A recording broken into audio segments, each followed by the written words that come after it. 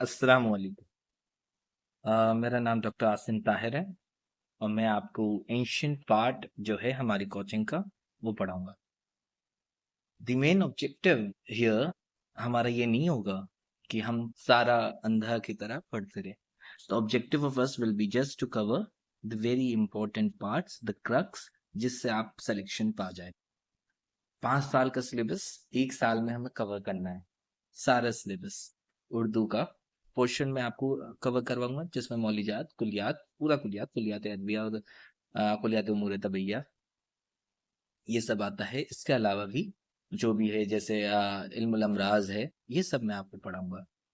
तो हम अपना पहला लेक्चर लेते हैं। हमारा ऑब्जेक्टिव यही है कि जल्द से जल्द हम आपके लेक्चर्स पूरे कर दें, ताकि आपको रिवीजन का टाइम मिले। वीकली टेस्ट हम रखेंगे। मोस्टली हम मिड नवंबर से क्लासेस स्टार्ट करेंगे mostly.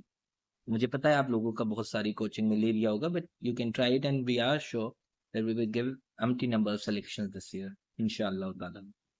So yes, so yeah, we have to cover the कुलियात पार्ट, जिसमें हम इल्म तिब, जो कि बहुत ही बेसिक सा इल्म तिब और उमूर तबैया फिर शुरू कर देंगे। उमूर तबैया में हम अरकान वाला पार्ट आज पूरा कर लेंगे इंशाल्लाह। तो हम इल्म तिब से शुरू करते हैं। सबसे पहले ये पीडीएफ हम आपको अवेलेबल करवा देंगे जब हम क्लासेस स्टार्ट करेंगे नॉर्मल। तो आपको ये पीडीएफ्स भी अवेलेबल हो जाएगी, जो व्हाट्सएप ग्रुप बनेगा जिसमें जॉइंट बच्चे होंगे, उसमें हम सारी पीडीएफ्स आपको अवेलेबल करवा दिया करेंगे, ताकि आप प्रिंट आउट निकाल के इसमें ही पढ़ सके। तो सबसे पहले तारीफ इल्म तिब की। ये वे इल्म है कि जिसमें जिसमें इंसान से बलिहाज सेहत या जवाल सेहत यानी मर्ज, तो वही इल्म है जिसमें सेहत और उसके खत्म हो जाने मादूम सेहत से बहस की जाती है, ताकि अगर सेहत हासिल है तो उसकी हिफाजत की जाए, और अगर सेहत मादूम हो गई है यानी मर्ज पैदा हो गया है तो सेहत को वापस लाने की कोशिश की जाए। तो ये आपका इल्म तिब है। हम इल्म तिब क्यों सीखते हैं कि सेहत को या तो हिफाजत करी जाए, या उसे खत्म हो रही है, मादूम हो रही है, तो उसकी आपको वापस उसके जवाल को रोक कर उसे वापस सेहतमंद बनाया जाए। इल्मी एतबार से इल्म तिब की दो किस्में हैं। पहली है तिब इल्मी या तिब नजरी, और दूसरी है तिब अमली। पहली इल्मी या नजरी और दूसरी अमली। तिब इल्मी या तिब नजरी ये वे तिब है जिसमें मौजूआत तिब के इल्मी व नजरियाती मुबाहिस पर गुफ्तगू की जाती है। इल्मी मुबाहिसे पर गुफ्तगू की जाती है और इसका ताल्लुक अमल से नहीं होता है, सिर्फ इल्मी बहसें इसमें आती है। और दूसरा है अमली। ये वे तिब है कि जिसमें तदाबीर और अमल से मुताल्लुक बातें बताई जाती है। आखिर आप बहुत सिंपल में, आखिर आप किसी पेशेंट की काउंसलिंग कर रहे हैं, तो वो आपका आएगा तिब इल्मी। या किसी को कुछ समझा रहे डिजीज के बारे में, डायग्नोसिस ऑफ द डिजीज समझा रहे, उसे सिम्टम साइंस समझा रहे, तो वो इल्मी। और अमल में वही चीज आएंगी जो आप अमल कर रहे हैं। आप किसी की नब्ज चेक कर रहे, आप किसी को इंजेक्शन लगा रहे, आप किसी को कोई दवा दे रहे, आप किसी को कोई एक्सरसाइज बता रहे, फिजियोथेरेपी है, रेजिमेनल थेरेपी है, ये सब आपके आएगी तिब अमली में। मौजुआत तिब ये, इनमें से बहुत ज्यादा क्वेश्चंस नहीं आते हैं, फिर भी हम ऐसा कुछ नहीं चाहते कि आपसे कोई चीज वो रह जाए, छूट जाए, तो हम कवर करते चले ताकि आपको एक अंदाजा हो। मौजुआत तिब में से बस एक आ सकता है कि मौजुआत तिब क्या है, क्योंकि फिल आपका एमसीक्यू टाइप क्वेश्चन पेपर आता है, आपको आसान रहता है, ऑप्शंस में से आपको पता चल जाता है क्या है। वैसे नॉर्मली तो ये आसान सवाल में आएगा, आखिर आएगा तो। चूंकि इल्म तिब इंसान की सेहत व मर्ज से बहस करता है, लिहाजा जिस्म इंसान और उसकी सेहत या मर्ज मौजुआत तिब का वो है, मुताबिक है। यानी जिस्म इंसान आपका मौजुआत तिब के मुतालिक, जिस्म इंसान आपका मौजू है इल्म तिब में। अब आ जाते हैं हम उमूर तबैया में। ये वे उमूर है जिन पर बदन इंसान के वजूद का दारोमदार है। उन चीजों से, इन चीजों से मिलकर बदन इंसान बना है। इनमें से अगर एक भी चीज मादूम हो जाए तो जिंदगी की बका मुमकिन नहीं है। एक भी चीज कम हो जाए तो, 7 उमूर होते हैं, आखिर एक भी उमूर कम हो जाए तो जिंदगी नहीं पॉसिबल है। तो the possibility of life is nil if these any one of the umur of umur तबैया इज टेकन आउट। उमूर तबैया 7 है जो मंदरजा झेल है। सबसे पहला है अरकान, जो बेसिक कॉन्स्टिट्यूएंट्स होते हैं, एटम्स टाइप कह सकते हैं आप इन्हें। फिर मिजाज, उन कॉन्स्टिट्यूएंट्स का एक मिजाज होगा, उसका एक टेम्परामेंट होगा। फिर अखलात, उनसे मिलके उनके अमेजिश से अखलात बनता है जो कि लिक्विड फॉर्म में होते हैं। फिर आज़ा, जो मिलके ही बनता है लेकिन ये सॉलिड फॉर्म में होता है, और अखलात इसकी परवरिश करते हैं। फिर अरवा, जो गैशियस फॉर्म में होता है, उन्हें कहते हैं हम अरवा। सोल भी बहुत से लोग अरवा को कहते हैं। फिर कुआ, अब उनमें कुछ एनर्जी होगी, कुछ एनर्जी जो भी होगी वो है कुआ, और उस एनर्जी से जो काम होगा, जो फंक्शन होगा, उसे अफ़ाल कहेंगे। तो ये 7 है: अरकान, मिजाज, अखलात, आज़ा, अरवा, कुआ, अफ़ाल। ये बहुत बेसिक है, आप सबको मुझे उम्मीद है ये सब सीरीज में ही याद होंगे, और सीरीज में ही होना चाहिए ये याद, क्योंकि पिछले यानी इस साल ही सवाल आ गया था, अरेंज इनका आ गया था कि कौन सा ऊपर नीचे है, पहले कौन सा आता है, दूसरा कौन सा आता है। बच्चे इतने हल्के सवालों में भी कंफ्यूज हो जाते हैं, तो ये आपको सीरीज में ही याद होना चाहिए। बेसिक कॉन्स्टिट्यूएंट का एक टेम्परामेंट होगा यानी अरकान, अरकान का एक मिजाज होगा, अरकान से मिलकर पहले लिक्विड चीज बनेगी अखलात, अखलात से फिर आज़ा, क्योंकि आज़ा से पहले अखलात का होना जरूरी है, क्योंकि आज़ा परवरिश अखलात से पाएंगे। तो अखलात से आज़ा, आज़ा में खुला होगी, उसमें अरवाह भरेगी, और उसकी नशो नुमा के लिए भी अरवाह चाहिए। फिर ये सब जब हो जाएगा तो उसमें एक कुव्वत होगी, उसे कुआ कहते हैं, और उस कुव्वत के बाद वो एक अफ़आल करेगा जिसे हम अफ़ाल कहेंगे। तो ये 7 उमूर ऐसे याद रखने। उमूर तबैया 2 लफ्जों से मिलकर बना है, उमूर और तबीयत। उमूर जमा है अम्र की, जिसके मायने हुक्म, फाल, काम और शे के हैं। तो उमूर के मायने हैं हुक्म, या तो हुक्म है, या कोई चीज हो रही है, फाल है, या काम है, या शे है। तबैया ये तबा से बना है, जिसके मायने किसी चीज के बनाने, ढालने और छानने के हैं। तबीयत की तारीफ, अतिब्बा ने तबीयत की तारीफ मंदरजा झेल अंदाज में बयान की है। तो एक दो इसमें अल्लामा नफीस की जैसे दे दी है, या रब ने तबरी साहब की दे दी है, तो इनकी तारीफ इसमें बयां की गई है। जैसे अल्लामा नफीस साहब ने कहा है, तबीयत उस कुव्वत का नाम है जो जिसमें तबाई है के जिसके अंदर ये पाई जाती है, उसकी जाती हरकत और सुकून का बिला वास्ता सबब बनती है। तो ये जिस्म के अंदर पाई जाएगी, तो उस जिस्म की हरकत का, उसकी सुकून का बिला वास्ता सबब बनती है। बिल वास्ता नहीं, बिला वास्ता, डायरेक्ट नहीं है, इनडायरेक्ट है बिला वास्ता, सॉरी, यानी बिला वास्ता डायरेक्ट है, यानी बिना किसी वास्ते के। अली बिन रब्बन तबरी, तबीयत हरकत और सुकून की इब्तदा है। तमाम अशिया के वजूद की इब्तदा हरकत से है, और इनकी इंतहा सुकून पर है। हरकत से शुरू होकर सुकून, हर चीज को पाना है, आगे सुकून ना मिले तो वो एग्जॉस्ट हो जाएगा। अतिबा मुताखरीन के नज़दीक तबीयत बदन की एक ऐसी मख्फी कुव्वत है जो उसके अफ़ाल व आमाल को ठीक तौर पर अंजाम देने के लिए जिम्मेदार है, और जब कभी किसी अंदरूनी या बैरूनी सबब से उसमें किसी तरह का कोई खलल वाक़या होता है तो ये उसका इस्लाह भी करती है। इसलिए इसका दूसरा नाम कुव्वते मुदब्बराए बदन है। अब ये इंपॉर्टेंट है, कुव्वते मुदब्बराए बदन क्या है? तबीयत ही आपका कुव्वते मुदब्बराए बदन है। फिर आ जाते तबीयत और कुव्वत मनात या कुव्वत मदाफत, इम्यूनिटी। जदीद तिब में तबीयत का कोई तस्वुर नहीं पाया जाता है, लेकिन इस बात को वे भी तस्लीम करते हैं कि बदन में तबाई तौर पर एक ऐसी कुव्वत मौजूद है जो उसे आम हालात में जरासीम के हमले से महफूज रखती है, और जब किसी वजह से जरासीम जिस्म में दाखिल हो जाते हैं तो यह कुव्वत उनको ख़त्म करने की कोशिश करती है।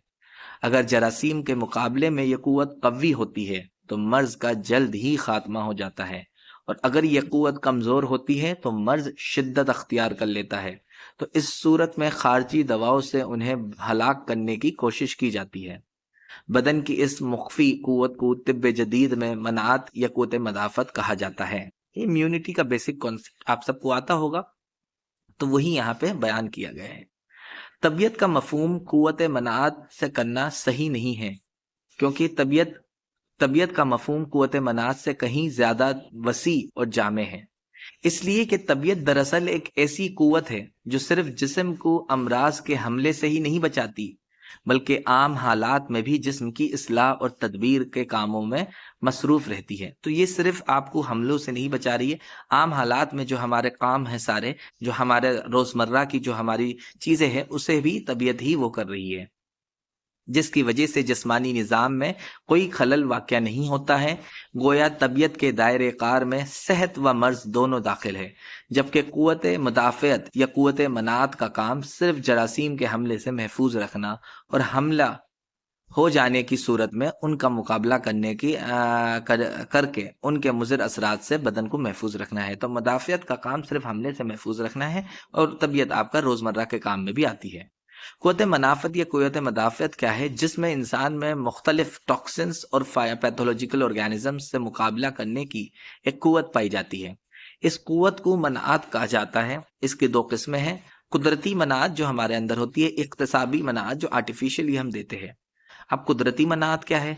इस मनाअत के लिए जरासीम का जिस्म में दाखिल होना ज़रूरी नहीं है।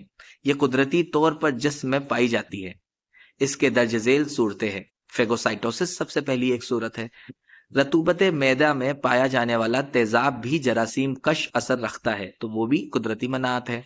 जिल्द भी जिस्म के लिए एक हसार का काम करती है, जिसकी वजह से जरासीम जिस्म में दाखिल नहीं हो पाते। खून में पाए जाने वाले कुछ कीमियावी मादे जरासीम और उसके जहरीले असरात को तबाह करते हैं, जैसे lysosome, basic polypeptide gram positive bacteria, inactive gram positive bacteria होते हैं, natural killer cells. These cells are responsible for the destruction of ineffective cells and other foreign bodies and complement system. फिर इक्तसाबी मनाअत, ये वे मनाअत है जो जरासीम के जिस्म में दाखिल होने के बाद पैदा होती है। इसकी दो किस्में हैं, पहली है मनाअत फ़ाइला, दूसरी है मनाअत मुनफ़ाइला। मनाअत फ़ाइला ये वे मनाअत है जो किसी तादिया या मखसूस वैक्सीनेशन के नतीजे में जिस्म में पैदा होती है। इन्फेक्शन या वैक्सीनेशन के नतीजे में होती है। ये तीन तरह से हासिल होती है। जब मनाअत अमराज के वाज़े अलामात के तौर पर ज़ाहिर होने के बाद पैदा हो, अमराज के ज़ाहिर होने के बाद। जब मनाअत अमराज की गैर वाज़े अलामात के बाद पैदा हो। जब मनाअत किसी मखसूस वैक्सीनेशन के बाद पैदा हो। मनाअत फ़ाइला तीन तरह की होती है।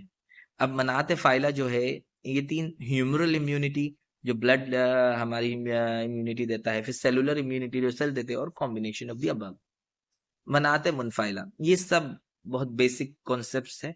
इन्हें आप समझने के लिए मैं पढ़ा रहा हूँ, बहुत ज़्यादा इनमें से सवाल आएंगे, ये बहुत ज़रूरी नहीं। जब बहुत ऐसा होगा कि जिससे सवाल आ जाते हैं, मैं आपको बिल्कुल इसकी इत्तला कर दूंगा।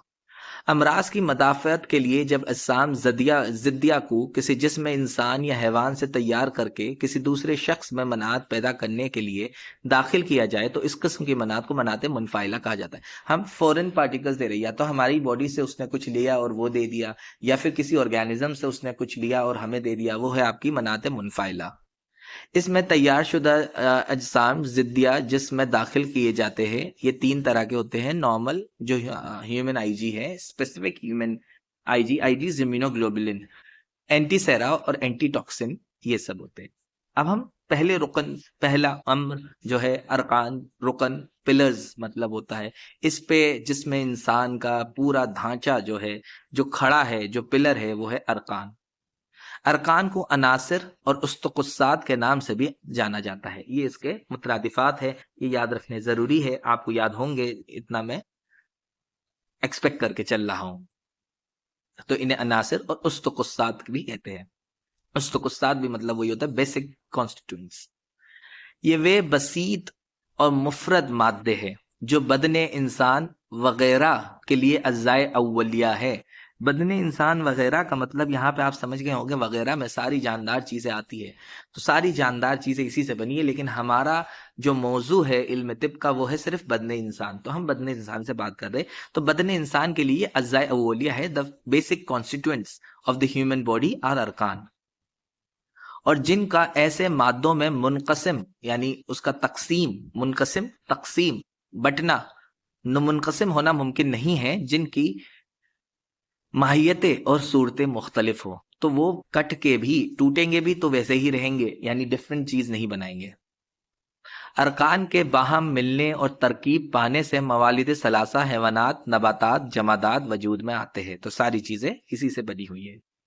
अनासिर के मुतालिक हुकूमत के नजरिया, अब ये आपको पता होना चाहिए, पहला किसका नजरिया था, दूसरा किसका नजरिया था, तीसरा किसका नजरिया था, ऐसा। और जो बहुत इंपॉर्टेंट नजरियात है वो मैं बता दूंगा। एक अनासिर का नजरिया सबसे पहले हम जाते हैं। पहला ग्रोह बुखार को उनसर वहीद करार देता था। तो सबसे पहला जो ग्रोह था वो वेपर्स को, हर चीज वेपर से बनी हुई है वो ये मानता था। बुखारात को वो उनसर वहीद करार देता था। जो दूसरा ग्रोह था वो अर्ज यानी मिट्टी को उनसर करार देता था। तो पहले वेपर्स को, फिर मिट्टी को। और नजरिया फ्रेकुदस ने पेश किया था। फ्रेकिडस जो उसने है, साइंटिस्ट का नाम है, उसने ये नजरिया पेश किया था। फिर है तीसरा ग्रोह नार, आग को उनसर करार देता था। इस नजरिए को पेश करने वाला यूनानी फलसफी हरक्लेटस था, जिसे हरक्लिस भी कहते हैं। तो आग का नजरिया उसने दिया था। तीसरा ग्रोह आग का था। चौथा ग्रोह पानी, पहले आपका वेपर्स है, दूसरे पे मिट्टी है, फिर आग है, फिर पानी है, और फिर हवा है। चौथा ग्रोह पानी अनसर करार देता था। ये नजरिया यूनानी फलसफी थैलस ने पेश किया था। थैलस आप याद कर सकते हैं, थैलस इंग्लैंड में एक नदी है, लंदन में, उससे आप याद कर सकते हैं। नदी है, पानी है, तो थैलस पानी। फ्रेकिडस में याद करने का तरीका है पी फॉर प्लांट्स, यानी जो है वो मिट्टी में उगते हैं, और उसकी वजह से फ्रेकिडस ने ये नजरिया पेश किया था। पांचवा ग्रोह उनसर हवा का कायल था। ये नजरिया एनेक्जिमस ने पेश किया था। ये आपके एक उनसर के नजरिए हो गए। ये एक उनसर वाले आपको याद रखना बहुत जरूरी है, ज्यादातर यही आते हैं, बाकी तो मुश्किल से आते हैं। अब दो अनासिर के नजरियात दिए थे। जो छठा गिरोह था वो कायल था कि आग और मिट्टी बुनियादी उनसर है और बकिया अनासिर इसी की बदली हुई शक्ल है। फिर जो सातवां ग्रोह कायल था कि पानी और मिट्टी, तो मिट्टी मिट्टी कॉमन है तीनों में। तो दो ग्रोह वालों में सब में मिट्टी कॉमन है, पहले आग और मिट्टी, फिर पानी और मिट्टी, और फिर हवा और मिट्टी। तो सातवां ग्रोह था वो पानी और मिट्टी बुनियादी अनुसार मानता था, तो बकिया को उनकी बदली हुई शक्ल। जो आठवां ग्रोह था वो आपका बचा हुआ क्या है, हवा और मिट्टी को अनुसार मानता था, बाकी उनकी बदली हुई शक्ल। फिर तीन अनासर के नजरिए। नवा गिरोह कायल था कि आग, हवा और मिट्टी असल अनासिर है, पानी उनके नजदीक हवा की बदली हुई शक्ल थी। तो पानी बदली हुई किसकी, हवा की, तो हवा को वो मानता था। फिर 10वां ग्रोह कायल था कि पानी, हवा और मिट्टी अनासिर है, और आग, हवा की जो बदली हुई शक्ल है वही आग है, वो ये कहते थे। अब 11वां ग्रोह, ये इंपॉर्टेंट है, 11वां ग्रोह आपको याद होना चाहिए। इसे कीमियादानों का ग्रोह था, कहते थे, कीमियादानों का ग्रोह था। इस ग्रोह को अहले अक्सीर भी कहा जाता है। तो तीन नाम हो गए। 11वां ग्रोह आपको याद रहना चाहिए, कीमियादानों का ग्रोह भी यही है, अहले अक्सीर भी यही है। अहले कसीर नहीं, अहले कसीर दूसरे है, अहले अक्सीर ये है भी कहा जाता है। इनका अकीदा था कि सारी कायनात दहन, रोगन, माले, नमक और किबरीत गंधक तीन अज्जा से मुरक्कब है। फिर आ जाते हैं हम चार अनासिर का नजरिया। 12वां गिरोह फिलासफा मशाइन का है। मशाइन घूम फिर कर तालीम देने वालों को मशाइन कहते हैं। ये फिलासफा चार अनासिर के कायल थे। इनके नजदीक अनासिर अरबा आग, हवा, पानी और मिट्टी है, जो हम फॉलो करते हैं। फिलासफा मशाइन में से अरिस्तु ने सबसे पहले अनासिर अरबा का नजरिया पेश किया। ये इंपॉर्टेंट लाइन बन गई, अरिस्तु ने सबसे पहले पेश किया, ये याद रखिएगा आप। अब आते हैं हम पांच अनासिर का ग्रोह। 13वां ग्रोह पांच अनासिर का कायल है। ये नजरिया आयुर्वेद का नजरिया है। इनके नजदीक अनासिर की तादाद 5 है। अनासिर अरबा के अलावा पांचवा उनसर असीर यानी आकाश है। फिर 14वां गिरोह कायल था कि अनासिर की तादाद लामहदूद है। इस गिरोह ने किसी खास अदद पर अनासिर की हद खत्म नहीं की।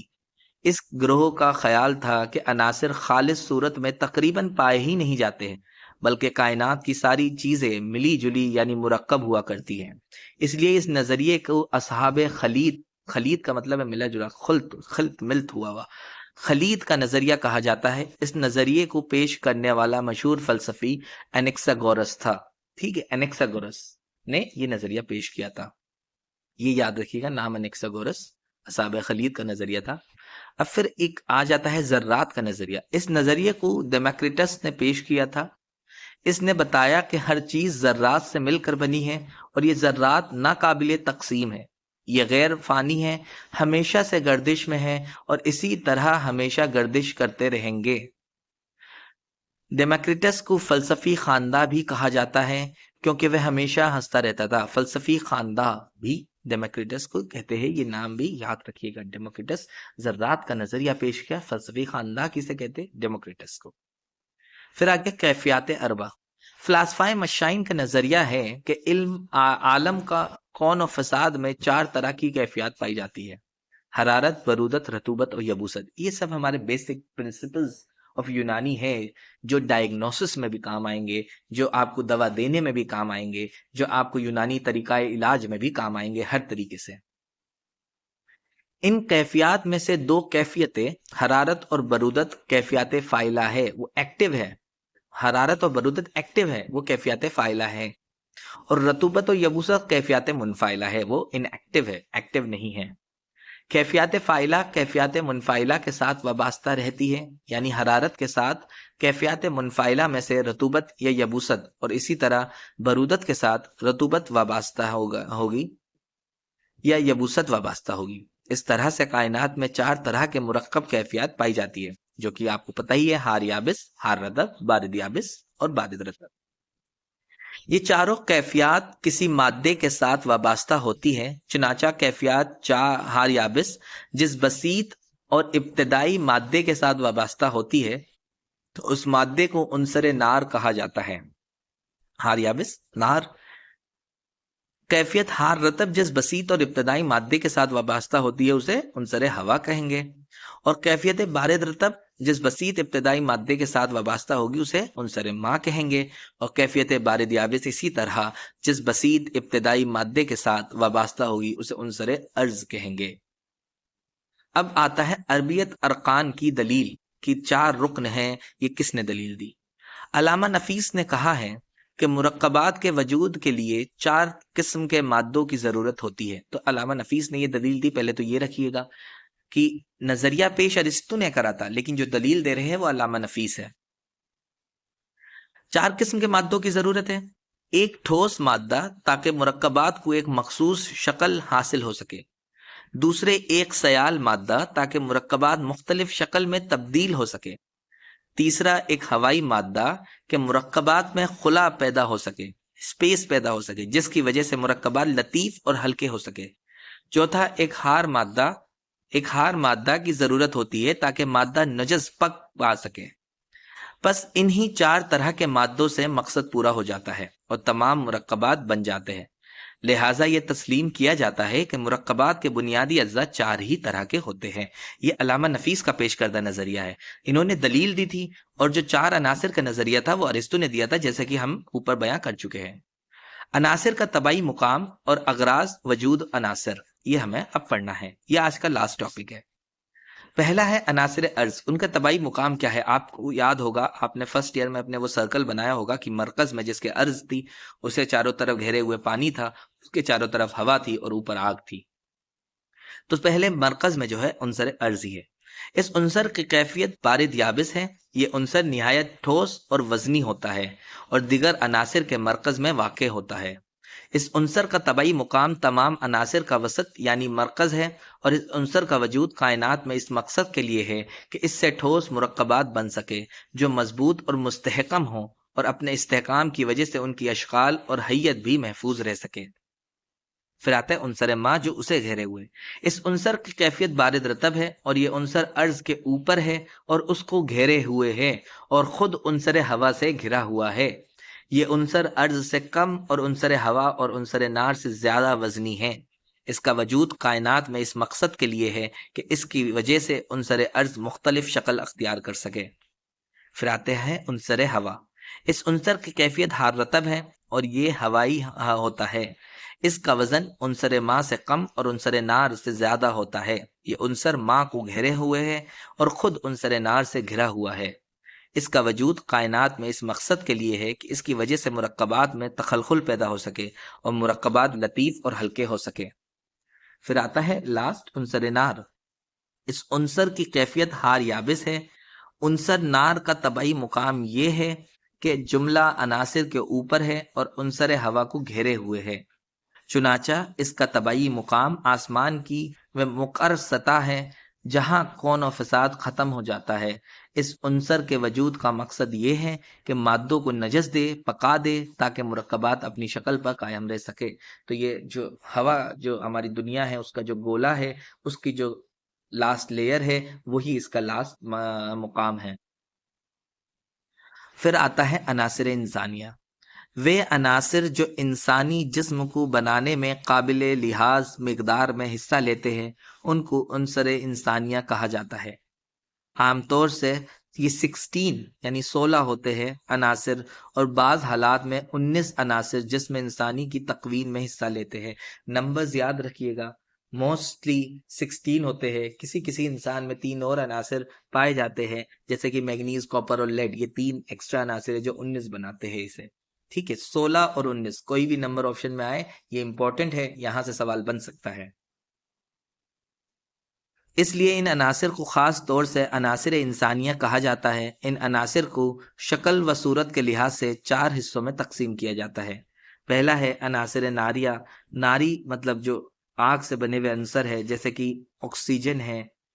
ऑक्सीजन आप याद रख सकते हैं कि आप जो हवा भड़कने में ऑक्सीजन के बिना तो भड़के ही नहीं आग। तो हवा कह रहा था मैं, माजरत कर चाहता हूँ। जो आग है वो भड़कने में ऑक्सीजन की जरूरत पड़ती है, तो इसलिए ऑक्सीजन से आप ये याद रख सकते हैं। और 3 है फॉस्फोरस, क्लोरीन और फ्लोरीन। इन्हें नाम अलग अलग उर्दू में भी है इसके, जैसे कि नसीम है और नूरैन है, ये सब है। ये याद रखने की आपको जरूरत नहीं है। आपको ये याद होना चाहिए कि अनासिर नारिया में जो आते हैं वो आता है ऑक्सीजन, फॉस्फोरस, क्लोरीन, फ्लोरीन। फिर आता है आपका अनासिर हवाइया। सिर्फ एक अनासिर हवाइया है, नाइट्रोजन। हवा में सबसे ज्यादा मिकदार में पाया जाता है, आसानी से याद रह जाएगा। अनासिर माइया, पानी में सबसे ज्यादा क्या होता है, हाइड्रोजन। तो हाइड्रोजन बस इसमें आता है। फिर अनासिर अर्जिया, जो जमीन से अनासिर मिलते हैं वो 13 होते हैं। 13 आखिर हम 19 माने तो ये 13 हो रहे, आप समझ रहे।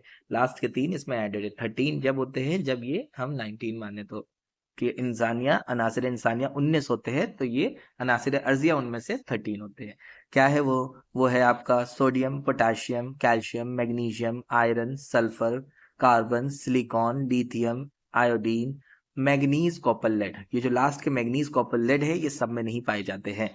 मस्कोरा 19 अनासिर में से आखिर के 3 अनासिर हर जिस्म में नहीं पाए जाते हैं, बल्कि किसी में पाए जाते हैं और किसी में नहीं पाए जाते हैं। अगर छोड़ दिया जाए तो अनासिर इंसानियत 16 है, और अगर इनको शुमार किया जाए तो ये 19 है। यहाँ पे हमारा अरकान का पूरा टॉपिक हो गया है। इंशाअल्लाह मेरी ये कोशिश रहेगी कि 3 या 4 लेक्चर में मैं उसूल तिब आपकी पूरी माजरत चाहता हूँ, उसूल तिब कह रहा हूँ, उमूर तबैया आपकी पूरी कर दूं। ये मेरी कोशिश है कि 3 या 4 लेक्चर्स, हद से हद हो जाए तो 6 लेक्चर्स में इंशाल्लाह पूरी कर दूं, क्योंकि ये तो छोटा टॉपिक था।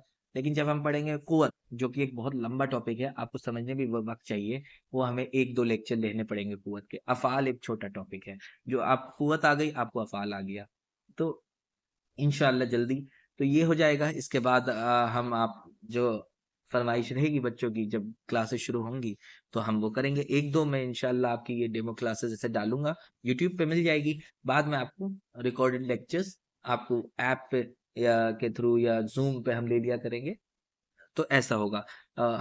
हम सोचते हैं कि हर वीक में एक टेस्ट लेंगे, और doubt clearing classes Saturday Sunday में या सैटरडे में रख लिया करेंगे। बच्चों की डाउट क्लियरिंग क्लासेस एक, जिसमें वो जो भी सवाल हो वो पूछ सकते हैं। बीच में भी आप कभी भी कॉल करके पूछना चाहेंगे तो वो रहेगा। आपको रोज का हम टारगेट देंगे कि आपको ये याद रखना है, इतना पोर्शन याद करना है, वो पोर्शन आपको याद करना है। आप आके टारगेट के हिसाब से चलेंगे तो ही आप ये कंप्लीट कर पाएंगे, और आप अच्छे स्कोर लाने की सोच पाएंगे। आजकल आप कंपटीशन देखिए कितना हो गया है कि अच्छे अच्छी रैंक ला रहे, अंडर 100 रैंक ला रहे, उन्हें भी डाउटफुल है कि उन्हें उनकी मनचाही वो मिल पाएगी या नहीं, क्योंकि सीट्स इतनी कम है। अंडर 100 रैंक में भी मनचाही मिल पाना बहुत मुश्किल काम है। तो ये हम इसलिए आप अभी से पढ़ के चलेंगे, कॉन्सेप्ट क्लियर रख के चलेंगे, तभी हो पाएगा। मॉडर्न एंशियंट सब पे ध्यान रखते हुए आप चलेंगे तभी हो पाएगा। तो इंशाल्लाह हम कोशिश यही करेंगे कि आपको रोज का एक टारगेट देंगे कि ये पढ़ना है, ये पढ़ना है, ताकि पूरा एक वो ना पड़े। जो हफ्ते में जो एक आपका सप्ताही टेस्ट हम कह सकते हैं, या वीकली टेस्ट जिसे हम कहेंगे, वो आपका होगा। तो उसमें आपको ऐसा नहीं कि भार एक साथ ही पूरा हमने पूरा आपके ऊपर पहाड़ तोड़ दिया हो। हम आपको कोशिश करेंगे कि रोज का टारगेट देंगे, तो आपका at the end of the week आपका वो टारगेट पूरा हो जाएगा। उसका ही हम टेस्ट ले लेंगे। तो उस टेस्ट से आपको आप नाप भी पाएंगे अपनी परफॉर्मेंस की, आपको कितनी और मेहनत करने की जरूरत है, कितनी नहीं। इसमें आपको भी आसानी होगी, हमें भी। और एक मंथली टेस्ट होगा जो कि पूरे मंथ के सिलेबस का होगा। तो ऐसे ही करते करते फिर एंड में हम टेस्ट सीरीज जो रखेंगे वो पूरे बुक की, हम चाह रहे हैं कि 2-3 महीने तो एटलीस्ट वो टेस्ट सीरीज चले, ताकि आपकी एक एक सवाल रवा हो जाए, कुछ ऐसा ना लगे कि आपका जो आया है वो बाहर से आ गया सिलेबस के। इंशाल्लाह सब सिलेबस से आएगा। तो कोशिश हम यही करेंगे।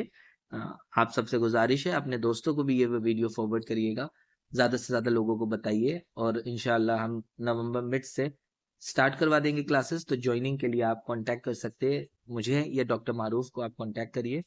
और आप लोगों को हम ग्रुप में ऐड कर देंगे, जो व्हाट्सएप ग्रुप बनेगा उसमें ही फर्दर बातें होंगी, जो भी है। अभी 1-2 डेमो क्लास और आपको मिल जाएगी इंशाल्लाह। बात सलाम।